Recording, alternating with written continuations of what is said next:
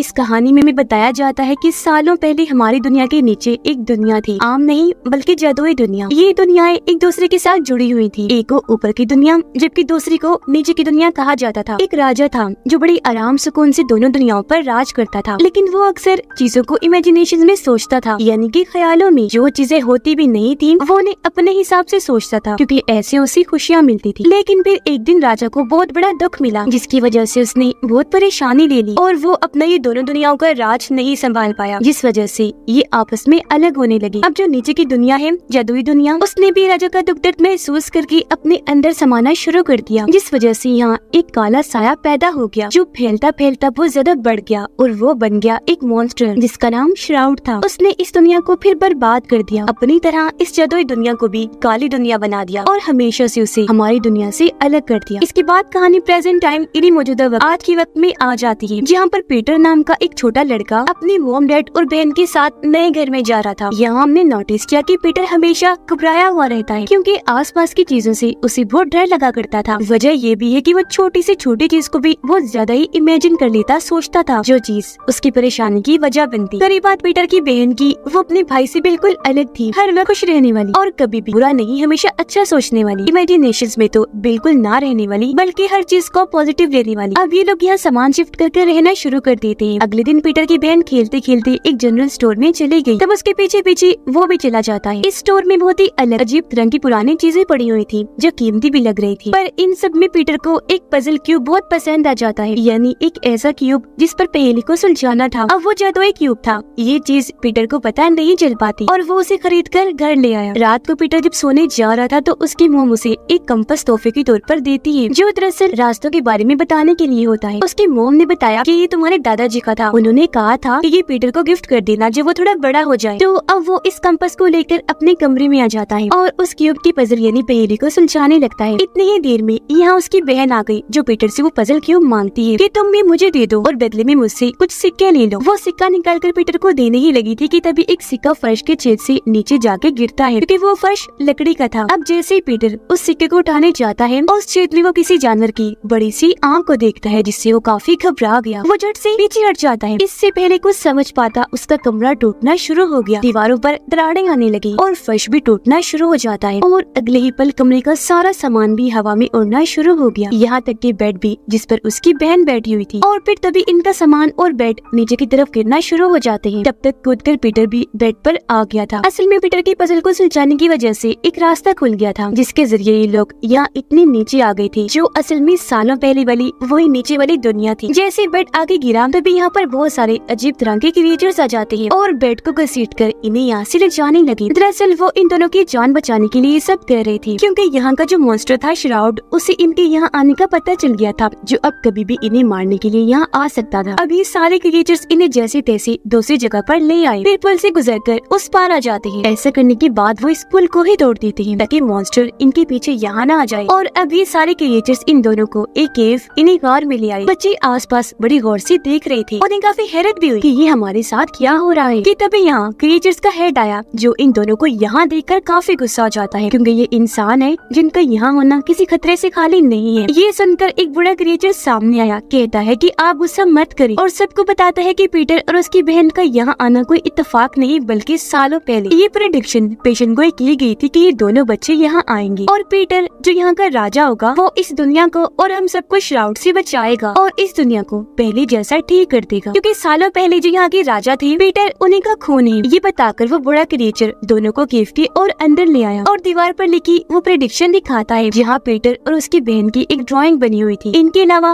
और भी कई सारी तस्वीरें वहाँ बनी हुई थी, जो सब दिखाकर बड़ा क्रिएचर उन्हें यहाँ के पास्ट माजी के बारे में बताता है कि कैसे यहाँ सालों पहले दोनों दुनियाओं पर एक राजा राज किया करता था, जो आपके ही बड़े थे। पर दुख की वजह से काले साइसी मॉन्स्टर श्राउड यहाँ पैदा हो गया और ये दुनियाएं अलग हो गई, जिस वजह से यहाँ पर रखी घड़ी टूट गई, जो टाइम बताने वाली इकलौती घड़ी थी, और ऐसी टाइम रुक गया। अब प्रेडिक्शन के मुताबिक पीटर को ही इस घड़ी को दोबारा शुरू करना होगा, जिसके लिए पीटर को कुछ और जादुई पजल क्यूब ढूंढने होंगे और उन्हें सुलझाना होगा, जिसके बाद उसे एक चाबी मिलेगी और उसी की मदद से वो घड़ी को चला पाएगा। जिससे अब पीटर और उसकी बहन को भी समझ आ जाती है कि अगर वो इस दुनिया से निकलना चाहते हैं तो पहले उन्हें इन पजल्स पहेलियों को सुलझाना होगा। अब अगला पजल क्यूब ढूंढने के लिए बूढ़ा क्रिएचर पीटर को एक किताब देता है, लेकिन ये पूरी ही किताब खाली थी। बूढ़ा क्रिएचर बताता है कि ये एक जादुई किताब है जिसे यहाँ का पढ़ा लिखा क्रिएचर जो दरअसल मैकेनिक है वो ही पढ़ सकता है, इसलिए अब तुम्हें उस मैकेनिक क्रिएचर के पास जाना होगा। ये सुनकर इनकाइट पीटर को उसके पास ले जाने के लिए मान गया। इनके साथ बूढ़े क्रिएचर का बेटा भी जा रहा था जिसका नाम प्लिंग था। पर निकलते हुए हेड और प्लिंग की बहस होने लगी क्योंकि दोनों को ही एक दूसरे पर भरोसा नहीं था। लेकिन इनका शोर शराबा सुनकर यहाँ श्राउड आ गया, वो इन पर हमला कर देता है जिस वजह से ये लोग भागे। लेकिन पीटर, उसकी बहन और प्लिंग गिरते गिरते काफी नीचे आ गई और अभी उस केव से बाहर आ चुकी थी। इन्हें पता चला कि हम तो गुम हो गए हैं। पर तभी प्लिंग पीटर के हाथ में वो कंपास देकर कहते हैं ये तो रास्ता बताता है, चलो इसका ही इस्तेमाल करते हैं। जी हाँ, अब ये लोग उसका इस्तेमाल करके आखिर उस मैकेनिक के पास पहुँच जाते हैं जो इस वक्त काफी सारे व्हील्स वाली मशीन को ठीक कर रहा था, जो एक पूरा स्टैचू था। ये लोग उससे मदद मांगते हैं जिस पर मैकेनिक का कहना था कि मैं अभी बस रोफ हूँ, तुम जाओ फिर कभी आ जाना। जिस पर प्लिंग कहता है कि मेरे डैड ने मुझे भेजा है। अब ये सुनकर मैकेनिक उनकी मदद करने को राजी हो गया, फौरन निकलकर बाहर आ जाता है। वो पीटर से पजल लेकर जैसे ही उस किताब पर रखता है कि तभी किताब पर लाइंस लिखी आ जाती हैं, कुछ तस्वीरें और नक्शे बन जाते हैं। ये भी लिखा गया था कि अगला पजल क्यूब कहाँ है और उस वक्त का रास्ता भी बना हुआ था। मैकेनिक क्रिएचर बताता है कि जब तुम एक पजल को सुलझा लिया करोगे ना तो अगला पजल कहाँ है वो तुम्हें इस किताब के जरिए पता चल जाएगा, पूरा रास्ता भी लिखा होगा। ये सब बताकर वो पीटर को एक छोटी सी डिवाइस देता है जो एक बल्ब डिवाइस थी और कहता है पीटर ये तुम्हें अपने दिमाग से, अपने इमेजिनेशन से चलानी होगी, लेकिन इससे पहले तुम्हारे अंदर जो डर है उसे तुम्हें बाहर निकालना होगा, बिल्कुल खत्म करना होगा और ध्यान लगाकर इस किताब को पढ़ना होगा, जब भी तुम सब कुछ समझ पाओगे। अब उसके कहने पर पीटर आंखें बंद करके अपना डर निकाल कर ध्यान लगाता है। वो किताब पढ़ने लगा जिसके साथ ही वहाँ एक पहेली आ जाती है। अब पीटर की तो आंखें बंद थी, लेकिन इमेजिनेशन में वो पहेली जैसे पढ़ता है लिंक उसे सुलझा देता है, जिससे उन्हें पता चला कि अगला पजल पाने के लिए इन्हें एक खंडर वाली इमारत की जमीन पर जाके खड़ा होना है जहाँ के आसमान पर बहुत ही बड़ी आँख बनी हुई है। तो अब ये प्लिंग की मदद से उस खंडर में आ पहुंची और वहाँ उसकी जमीन पर खड़े हो जाते हैं जहाँ एक काफी बड़ी घड़ी की तस्वीर बनी हुई थी। अब घड़ी के हिसाब से यहाँ 12 नंबर थे, लेकिन इन्हें ढूंढना था अगला नंबर क्योंकि जाहिर है वो घड़ी में नहीं होता। इनके 13 ये आसपास ढूंढती तो है लेकिन इन्हें वो नंबर कहीं नहीं मिलता। लेकिन पीटर फिर भी खंडर में वो नंबर ढूंढता रहता है जहाँ आखिरकार उसे एक काफी बड़ी तस्वीर में 13 नंबर मिल जाता है जिसके नीचे बहुत सारे चूहों की तस्वीरें बनी हुई थी और वहाँ एक छोटा सा बटन भी बना हुआ था। उसे जैसे पीटर दबाता है ये दीवार खुलने लगी जो असल में खुफिया लॉकर तिजोरी थी जिसके अंदर पीटर को अगला क्यूब पजल मिल जाता है, जिसे लेकर वो बहुत खुश हो गया। पर क्यूब निकलने की वजह से यहाँ एक काफी बड़ा ड्रैगन आ जाता है जिसे देखकर पीटर काफी डर गया, जल्दी से एक पिलर के पीछे आकर छुप जाता है। लेकिन तभी उसे मैकेनिक क्रिएचर की कही बात याद आती है कि तुम एक राजा हो और एक राजा को बहादुर होना चाहिए। उसे अपने डर पर काबू पाकर अपनी ताकतों को पहचान कर उसका इस्तेमाल करना चाहिए। ये सोचकर पीटर अब बड़ी हिम्मत करके ड्रैगन के सामने आया और उसे कहते हैं कि देखो मेरे पास यहाँ का पजल क्यूब है और मैं यहाँ का राजा हूँ। जो सुनकर ड्रैगन पीटर के सामने झुक जाता है, उसने सर भी झुका लिया, साथ ही वो माफी भी मांगता है कि प्लीज माफ कर दीजिएगा, मुझे पता नहीं था। साथ ही ड्रैगन ये भी बताता है कि मैं कोई भी शक्ल, कोई भी रूप ले सकता हूँ। जो सुनकर पीटर कहते हैं तो फिर ठीक है, हमें अगली पजल क्यूब वाली जगह पर ले जाओ, जो जगह असल में रेगिस्तान में बना मंदिर है। तो अब ड्रैगन अपना जिस्म थोड़ा सा बदलकर लोहे का बना लेता है जो उसका ऊपर बना हिस्सा था, क्योंकि उसने इन तीनों के लिए ये बैठने की जगह बना दी थी। और अब वो इन तीनों, इन्हीं पीटर, उसकी बहन और प्लिंग को लेकर उस मंदिर के पास आ जाता है जहाँ पर यहाँ के क्रिएचर्स की बहुत सारी मूर्तियाँ थी जो सभी सोल्जर्स क्रिएचर्स थी और सब पत्थर की बनी हुई थी। हालांकि पहले सब जिंदा और सही सलामत हुआ करते थे और पत्थर वो श्राउड की हमले की वजह से बने थे।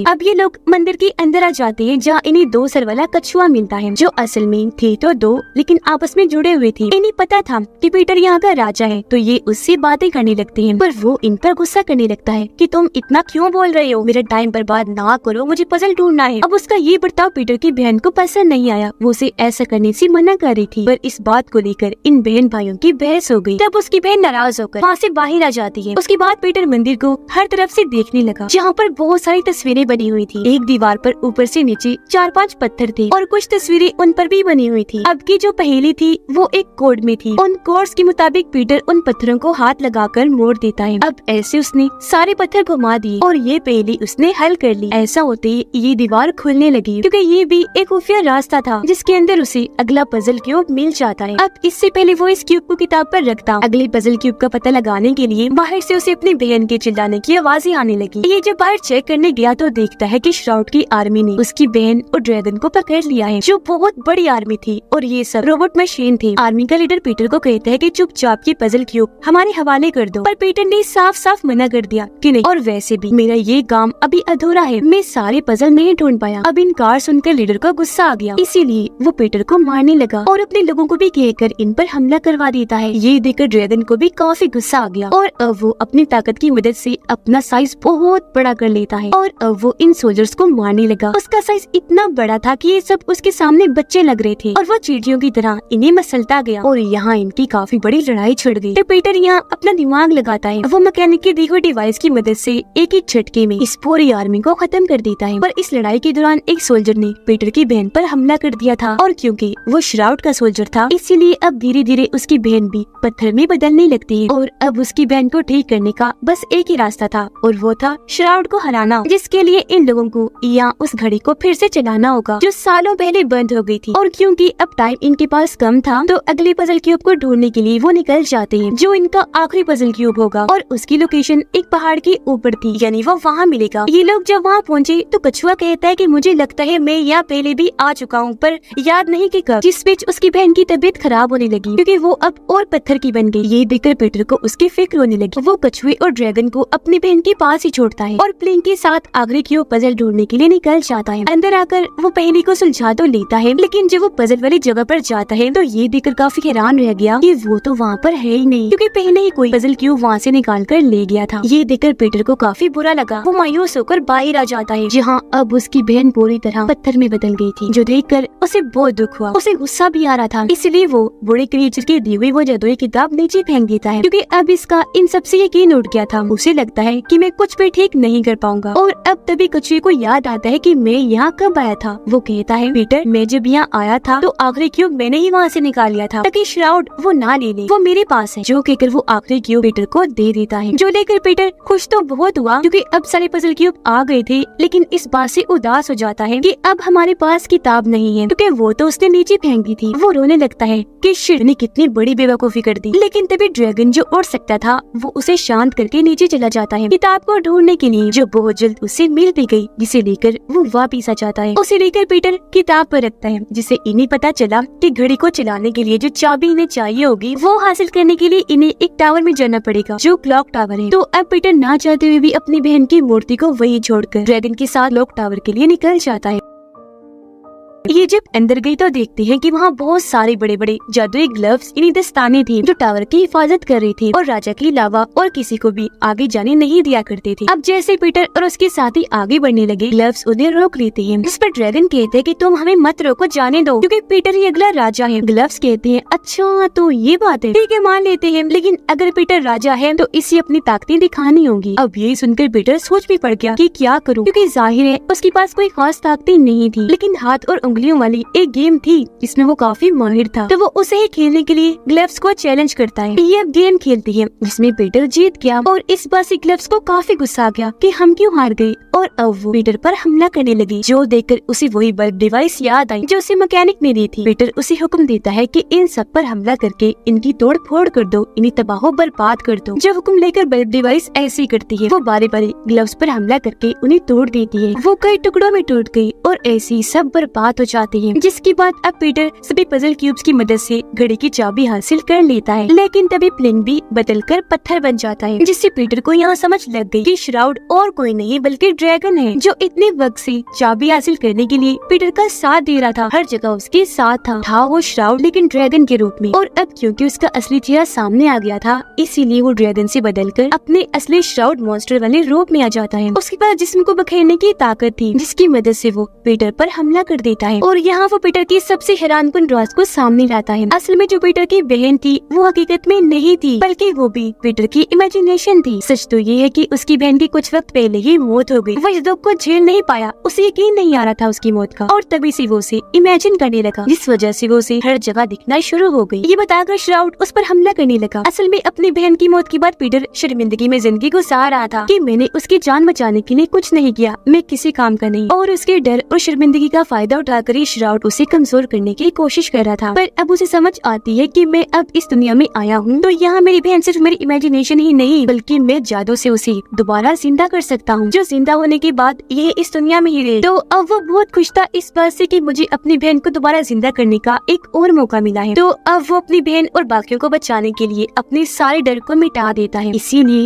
वो अपने बल्ब डिवाइस को भी हुक्म देता है और श्राउड पर हमला करवा देता है। और क्योंकि उसका जिस्म उलझा बिखरा हुआ था तो अब वो टूटकर बिखरने लगा, वो पूरा बर्बाद हो जाता है। और इस तरह यहाँ श्राउड का खात्मा हो गया, जिससे आज आखिरकार इस दुनिया का अंधेरा कालापन खत्म हो गया था। तो अब पीटर उस क्लॉक को चालू करके दोबारा शुरू कर देता है। घड़ी जैसे चली ये जादुई दुनिया दोबारा पहले जैसी ठीक हो गई। यहाँ पर से रोशनी छाने लगी, चीजें जलना शुरू हो गई और पीटर की बहन और बाकी क्रिएचर्स जो पत्थर के बने हुए थे वो भी दोबारा से ठीक हो जाती हैं और अब उसकी बहन इसी दुनिया की बन जाती है। उसे देखकर पीटर बहुत खुश हो गया। अब क्योंकि ये सब ठीक करने में पीटर का हाथ था, इसीलिए उसे इज्जत के तौर पर ताज पहना दिया जाता है। पर वो ताज उतार कर अपनी बहन को ही पहना देता है, ये कहकर कि तुम इस दुनिया की हो तो इस पर तुम्हारा हक है। और अब वो सबको अलविदा कहकर वापस अपनी दुनिया में आ गया, जहाँ उसका कमरा जो टूट गया था वो भी अब बिल्कुल ठीक हो जाता है। नींद से उठने के बाद वो ये सब कुछ अपने डैड को बताता है, यानी कि शुरू से अब तक जो हमने देखा वो उसकी इमेजिनेशन थी और उसकी इमेजिनेशन में ही नीचे वाली दुनिया फिर से बन गई थी, जहाँ उसकी बहन जिंदा है, जो वो हमेशा चाहता था अपनी बहन को जिंदा देखना, और अब वो सिर्फ वही अपनी इमेजिनेशन में ही मिल सकता था। और यहाँ हमें ये भी पता चला कि शुरुआत में जो राजा थे वो भी नीचे और ऊपर की दुनिया को इमेजिन करते थे, जिनकी परेशानी से घड़ी रुकने से वो दुनिया रुक गई, जो बाद में आकर उनकी ये नस्ल के बच्चे पीटर ने दोबारा ठीक कर दी। क्योंकि जैसा कि मैंने आपको बताया पीटर उनका ही खून था, उनकी नस्ल का था। और अब हम पीटर की इमेजिनेशन में नीचे की दुनिया देखते हैं, जहाँ की रानी अब उसकी बहन बन चुकी थी। और इसी के साथ ये फिल्म इधर ही खत्म हो जाती है।